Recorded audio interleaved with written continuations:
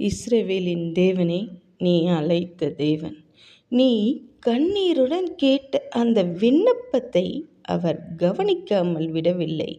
இஸ்ரவேலின் தேவனே, நீ கேட்ட உன் விண்ணப்பத்தின்படி அவர் உனக்கு கட்டளையிடுவாராக.